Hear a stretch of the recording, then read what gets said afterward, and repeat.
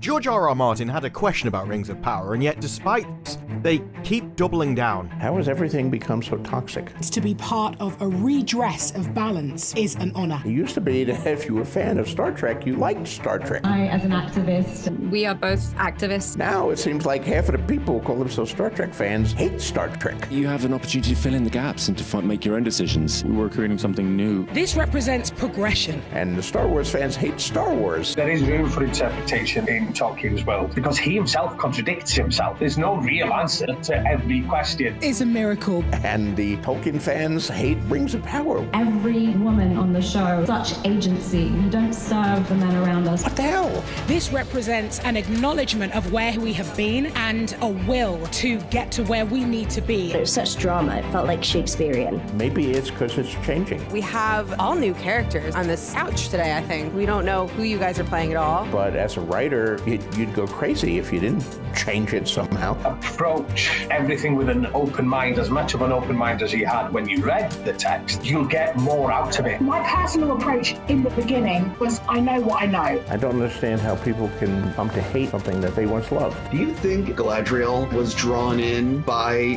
Sauron? I mean, they definitely vibe because they're very powerful, but I'm not sure.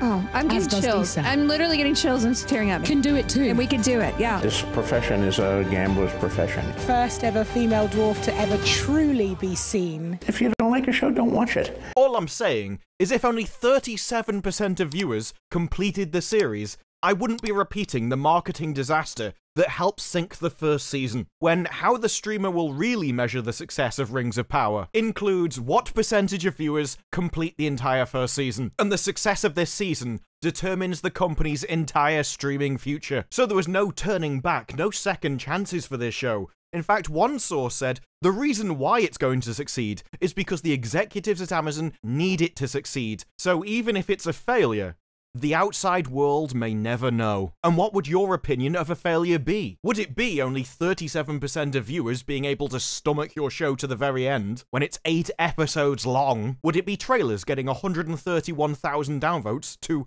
1.9 million downvotes? Or maybe cast members from the original trilogy going, you know what? I don't think I'm going to watch Rings of Power. I'll probably get around to it at some stage, but the Lord of the Rings experience for me was so special that it kind of sits contained in that moment. I wish them every success, but it would be funny for me to go back and try to watch it. High praise there, I'm sure you'll agree. Power seems to be so bad that it's actually having knock-on effects onto other series that Amazon are producing. Because it costs so much money, there simply isn't any more left to go around. Now that doesn't exactly scream massively profitable hit to me, although the creator of The Marvelous Mrs. Maisel blames Rings of Power for the show's abrupt ending. She said, it wasn't me, but things come to an end. I understand, but it's just that there's so many orcs to pay for. There's a lot of orcs running around. They've got to pay the orcs. Maybe it's just me, but it doesn't sound like the most amicable of parting ways there. Now put yourself in the position of Amazon. You've got the most expensive television show ever made, and very few people are watching it. It's so expensive you have to cannibalize your shows which people are actually watching, and your marketing strategy for the first season was simply to attack as many people that didn't like it as possible, in the hopes that they would go away or be excommunicated from the fan base, so that we could all rewrite Tolkien in peace, and delude ourselves that it's the moral thing to do. If I was in that situation, I'd come up with a new plan. Especially if one of the reasons our show was so expensive is because we were just hiring therapists on set. Did she do any work? No, apparently not. Now, the title does make it seem that there was so much bigotry on set, they had to hire somebody specifically to stop it. I don't know, maybe it was coming from the staff of the cancelled shows. They do have a motive. But no, apparently this hiring was for Cordova. You need support when this happens, because the voices are so loud and they're coming at you from so many places. Seeking a therapist if you're hearing voices, generally a good sign, and then coming from many places is especially weird. Most people just hear voices in your heads. Hearing voices in your legs, that's probably mental. And it's funny, because it's hyped up so much. We even get things like It Hurt, and they went to all the trouble of hiring a person specifically for this job, so you would assume they actually did something. It doesn't seem that way though, when he says the therapist's presence alone was beneficial. I love seeing her here, even if we didn't speak. I mean, I'm sorry, but unless she's practicing telekinesis, therapy does require some kind of verbal communication between the two of you. I'm not really sure how vital this was. If you could have created the same effect with a screenshot on your phone, although we may get a bit of a hint as to why he loved it so much with rule number 1. It's always self-interest. I knew there was someone there seeing me completely. It wasn't just an actor. Okay there, mate, I don't know why we need to be quite so condescending to your colleagues, but you did it, not me. But it's all about there's someone seeing me completely. It's so amazing. It's all about me. I looked at her and I knew that she was employed just for me. It's all about ego. It had a psychological impact because I grew up with rejection all around me and I wanted to be an elf. I knew what the elves had been historically and I knew I had to change things. There's a lot of I, me, and not so much. We should probably stick to the lore and what's written in it. In fact, the undertone is that the lore's actually wrong. Tolkien is wrong in his own world. I knew what the elves had been historically, but I knew I had to change things. I knew what this role would entail and what it would do to the scope of fantasy. He's been surrounded by rejection. He went for roles that he wouldn't fit in. And people went, look, you may be a great actor, but we just can't fit you within the rules of this universe. To have you in this role would mean we would have to destroy our universe. We would have to break the laws of the planet just to open a crack for you to fit in. And he had the gall to stand there and say, then break it. A lot of us are firsts. Because it's so important that I take that role, that my bank balance is increased, and your morality is tied to the size of my bank balance. No wonder he likes to be seen. No wonder he likes the idea that someone is there seeing him completely. It must be an incredible ego boost. Of course you don't care about the book, or the lore, or the canon. Everything's about you. And you're just so amazing that everything is improved if you're in it. And anyone that disagrees, how could they go against your glory? How could they go against somebody as incredible as you? They're clearly one of those bigoted peasants over there. You would have to break the universe just to open a crack for me to fill? Then break it. When you look at it from that perspective, doesn't everything else make a lot more sense? It means absolutely everything. It is everything. It is everything for people of colour. It is everything to progress forward in the film and television industry. To be doing something of this scale and to be positioned, to be part of a redress of balance within this world is an honour. Doesn't this Hollywood tactic make a lot more sense? Because it's always made sense for the companies. They get to silence the critics and get the mainstream media to come along with them out of fear. But there wasn't really a reason for the actors apart from money, which is a very easy way to get a lot of people on board. But it never really explains the glee or frequency that they just went out and attacked the fans. Until you realize that Hollywood actors are driven by ego and attention, and the narrative of attacking hateful fans gets them both. You get the story that it's all about you. I've never seen an elf that looked like me, but now I can bring my own experience to it, my own version of elfness. And you get the idea of representation, that everybody cares about you. Now you're in it. There are so many people looking at you, and you're making their life better. Or they don't like you, and they're complaining about you, talking about you. You're still on their mind. A child doesn't care if they're getting good or bad attention. They only care that the attention is focused on them. It shows you're so important and cushions you from the horrible reality that it's just not about you. I could have finally understood why every time he chose you instead of me. It's not about you!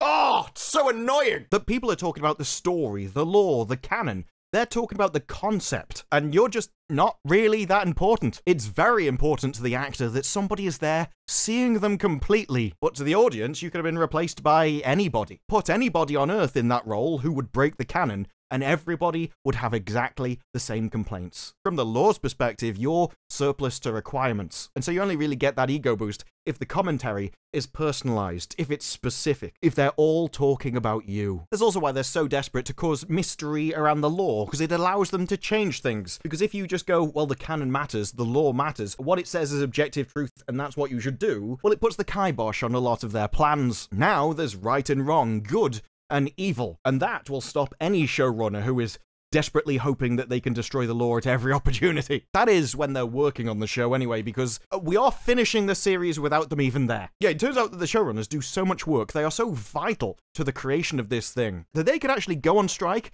and everything just carries on without them anyway. I mean, I don't know, if they were sticking to the actual canon, you could understand it. Well, we've already got the book here with all the answers in. It's not like we'll need the showrunners to patch over the massive gaping holes in the canon they've made, will they? Oh, yeah, we might need them to do that, actually. Galadriel's biggest problem is in the Rings of Power mistake creates a Season 2 problem. Keeping Sauron's identity a secret when she made the rings could make her story in Season 2 more difficult, because that didn't happen in the books. So how are you going to explain that she knew who Sauron was and went, you know what, I'm going to do his plan for him. Sauron was a good guy, he wasn't even going to be evil anymore until he met Galadriel, he just wanted to grill. So not only did she drag him back to the dark side, she is now the reason that his plan was a success in the first place. Yeah, I would consider that a Rings of Power mistake that creates a Season 2 problem. I mean, Galadriel's even admitted that she took on the role of Sauron in Season 1.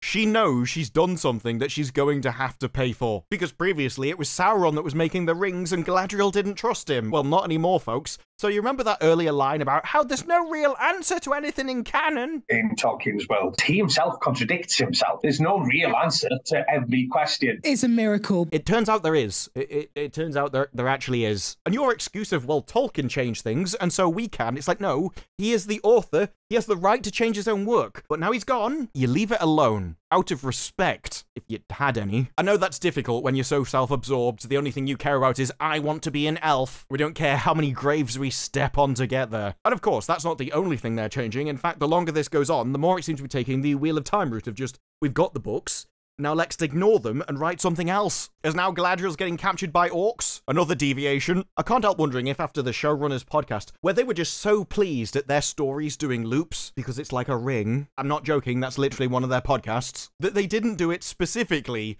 because they'd already written this scene. It's like, oh, well, she catches him, but then he captures her, and the story goes full circle, like a ring. I have a feeling that the quality of writing is probably inversely proportional to how smug you are as you write it. Now, most of this news has come from sort of cast interviews that they've done all of a sudden. And just from the timing of all of these actors popping up at the same time in different places, it really looks like this is the start of the marketing push for Season 2. Maybe not announce it as openly as they did the first time, because we can all remember how that went. With the Fellowship of Influencers, Chanel, Joel, and Kelsey. I know Kung Fu.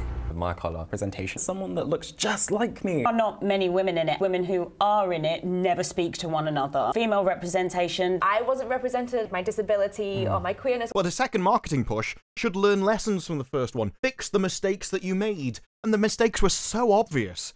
Actually coming back and doing something. Like just attacking the fans in a desperate attempt to silence people from speaking the truth and trying to slur people who are simply pointing out that you're breaking and destroying canon. It's such an obvious own goal. I'm amazed you've done it twice. Because what you should be talking about is how you've fixed it, how you've gone back to canon, how you're not changing anything anymore, and the problems from the first series are changing for the second one. Like, one of these could be that Galadriel is becoming a more well-rounded character in Season 2. It's definitely an improvement if in Season 2 Galadriel isn't such an insufferable bit. It should see Galadriel taking a step in the right direction. She should be more regal. We've already gone through her growth arc in the first season. I've listened to her talk about this in Season 1 multiple times. I still can't make sense of it. Lots of talk about her grief and how she's rediscovering the beauty of life. Really, it just makes me question if we watch the same show. But there are hints that this is going to be an absolute another car crash, when people are now saying, yeah, well, Elrond's romance could be a bit awkward, because now we've shown that Elrond and Galadriel are good friends. There could be trouble when he falls in love with Celebrian. They even go so far as to say Elrond needs a love interest, but not Celebrian. We literally have people already arguing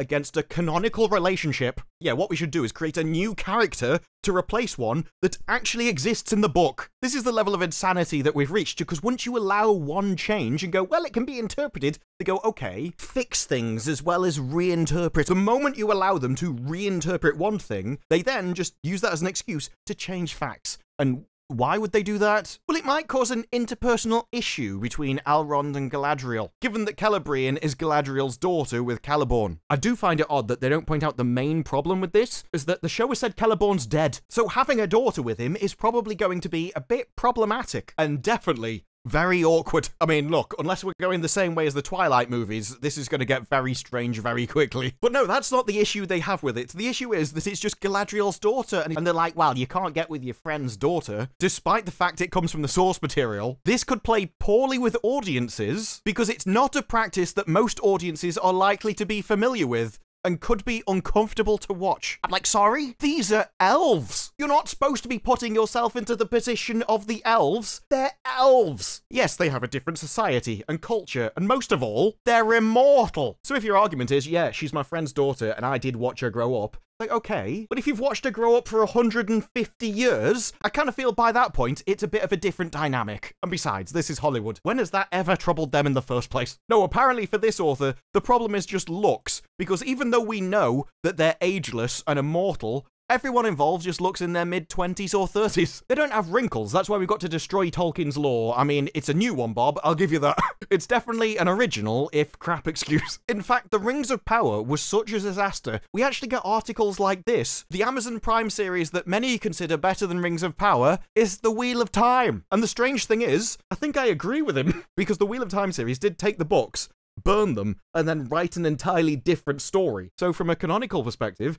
it destroys the lore even more than Rings of Power did. Shocking as that may seem. But from an entertainment perspective, at least I was less bored in Wheel of Time. So maybe there's a bright side after all. Although then again, maybe not. Because The Lord of the Rings is a massive property. It's a huge title, and the floodgates are open. Rings of Power came in, and it was the first broken window in the building. But it gave people the excuse that you can change things. It was the one that took the brunt of the attack, led the charge into, yes, this is Tolkien, and now watch us set fire to it. And that meant that everything else that was Lord of the Rings now saw the fire burn and thought, that's glorious. Let's do it ourselves. That's how Lord of the Rings Online turned into a complete mess, with their character creation just changing everything and breaking the immersion of the entire game, after it's been out for well over a decade at this point. That's how Magic the Gathering thought, you know what? Let's just cast some random dude in this picture and call him Aragorn. No, the issue with a boulder rolling downhill is it picks up speed. It's very hard to push it back up to the top, and that boulder is the one that Rings of Power kicked over the edge. Before, it was an IP that everyone wanted to remain as it was, and now, it's just up for grabs for everyone to signal about how little they care about Tolkien as well, how willing they are to watch it burn. And the companies are so proud because they filled their staff with bigots who are projecting it onto their customers. And the actors do as actors always do. Revel in the attention that everyone's thinking about me, I'm the center of the universe, and I must exist in this piece for you to be moral. And they don't care if the attention is good or bad. The only thing that matters is that I am getting seen completely. Because despite the fact that I'm working in one of the most beloved IPs ever made, nothing could be more important than me. And that's why they always miss the point, because nobody's talking about them. They're talking about the ideas. They're talking about the concepts. They're talking about the lore. And when it comes to the lore, you're insignificant. You're nothing. Anybody could play that role. And if they broke canon as well, they would have exactly the same complaints. And the biggest destruction to Hollywood, the thing that makes them dry up in the sun, is apathy. And that the role isn't about them, that they're irrelevant, and that the only thing that matters is accuracy to what Tolkien wrote down in the first place. But they could never admit that, because they would lose their power, lose their job, but worst of all, lose their ego boost. But those are just my thoughts. What are yours? Let me know down in the comments below. Like the video if you like the video, subscribe, more videos like this in the future, and I will see you in the next one. Bye-bye.